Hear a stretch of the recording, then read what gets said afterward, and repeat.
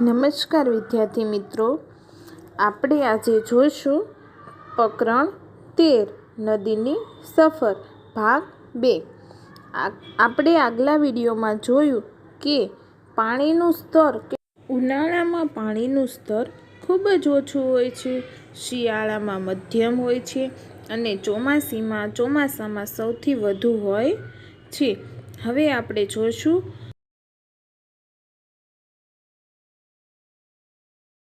પાણી કેવી રીતે ગંદુ થાય છે મિત્રો। સારું, ચલો જોઈએ।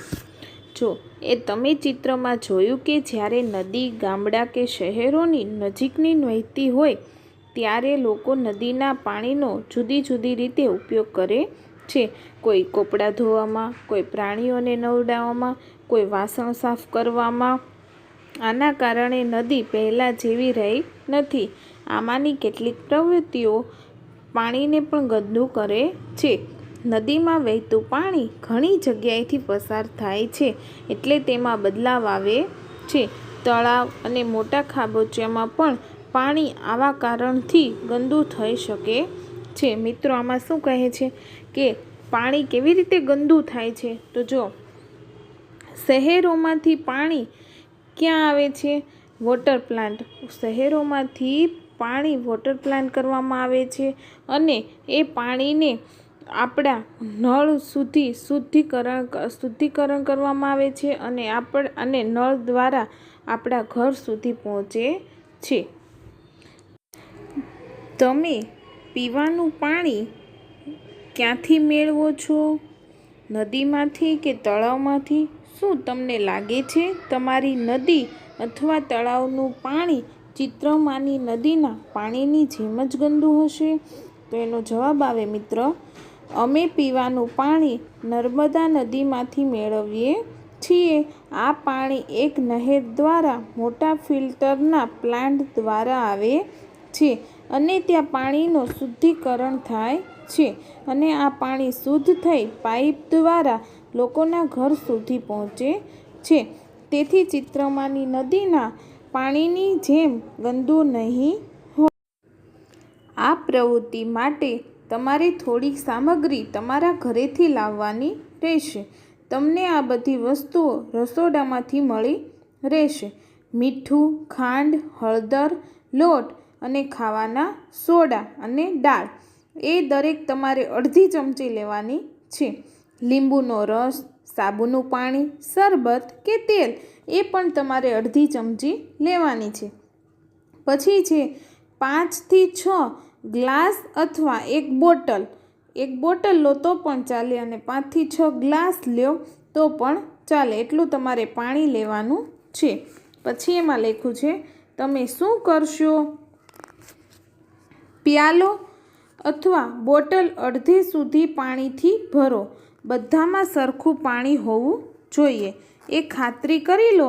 હવે પછી પાણી ભરેલા દરેક પ્યાલા અથવા બોટલમાં એક વસ્તુને ચમચી ભરીને ઉમેરો।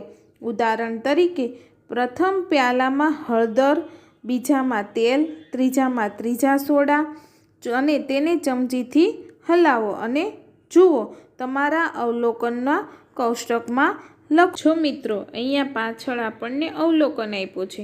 તમે શું અવલોકન કર્યું? સાચી જગ્યાએ સાચી નિશાની કરવાની છે। હું બોલતી જાઉં એમ તમારે કરતું જવાનું છે। ચલો, સામગ્રી છે, પછી પાણીમાં ઓગળી જાય છે, પાણીમાં ઓગળતી નથી, પાણીનો રંગ બદલાય છે અને પાણીનો રંગ બદલાતો નથી।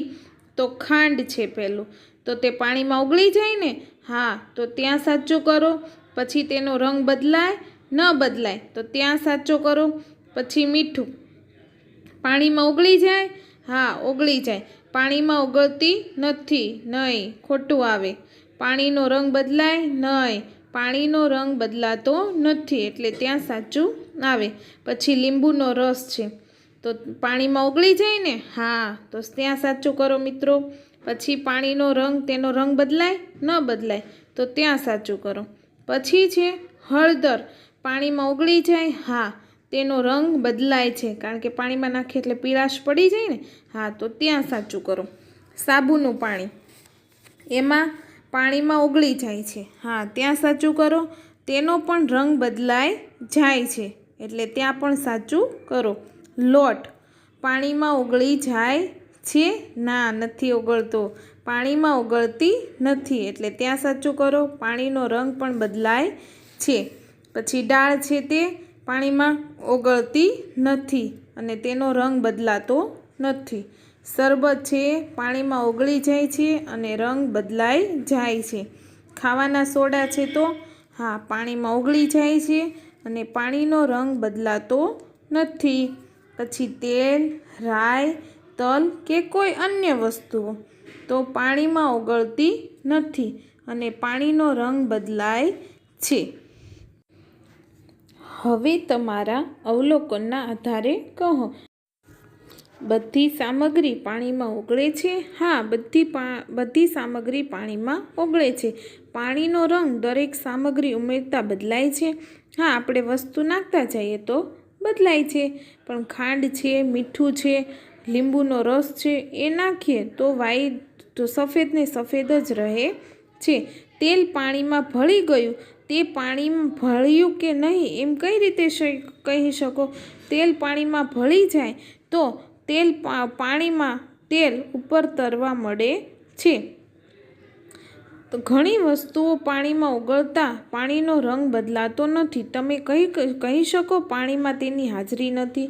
ના, પાણીમાં તેની હાજરી તો હોય, પણ તેને નાખતા તેનો રંગ બદલાય. હળદર, જેમ ધારો કે હળદરને નાખતા તેનો રંગ તરત બદલાઈ જાય છે. ખાંડ, મીઠું, લીંબુનો રસ, શરબત વગેરે જેવી સામગ્રીઓ પાણીમાં ઓગળે નહીં. તો અનુમાન કરો. પથ્થરો, ચોક, પ્લાસ્ટિક અને કચરો જેવી વસ્તુઓ પાણીમાં ઓગળે તો અનુમાન.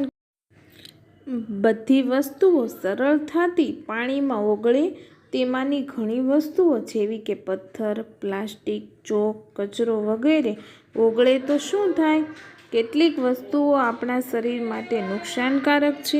તેથી પાણી પીતા પહેલાં તેને ચોખ્ખું કરવું ખૂબ જ મહત્ત્વનું છે. તેને ઉકાળવું તે સૌથી સારો ઉપાય છે. જો કોઈ કારણથી એવું ના થઈ શકે તો તમે કોઈ બીજો ઉપાય વિચારી શકો છો? હા, પહેલો ક્વેશ્ચન છે, તમારા ઘરમાં પીવાનું પાણી કેવી રીતે ચોખ્ખું કરવામાં આવે છે? તો મિત્રો એનો જવાબ લખો. અમારા ઘરમાં સૌપ્રથમ ઉકાળીને અને ત્યારબાદ પાણીને ગાળીને ચોખ્ખું કરવામાં આવે. બીજો સવાલ છે, ઘરે પાણીને ચોખ્ખું કરવાના જુદા જુદા ઉપાયો જાણી લાવો. જવાબ લખો મિત્રો. ઉકાળીને, ગાળીને, ફિલ્ટર મશીન દ્વારા અને ક્લોરીનની ગોળી નાખીને ગરમ કરીને પાણી ગાળી શકાય છે. પાણીને ગરમ કરવાથી તેમાં રહેલા જંતુઓ નાશ પામે છે. રોગચાળા દરમિયાન પાણી હંમેશા ઉકાળીને જ પીવું જોઈએ. RO ફિલ્ટર દ્વારા પણ પાણી ચોખ્ખું કરી શકાય છે. RO ફિલ્ટર પાણીને કીટાણુ અને ક્ષાર મુક્ત કરે છે. પછી છે, પાણી ચોખ્ખું કરવાના કોઈ પણ 2 ઉપાયોના ચિત્રો દોરો અને લખો.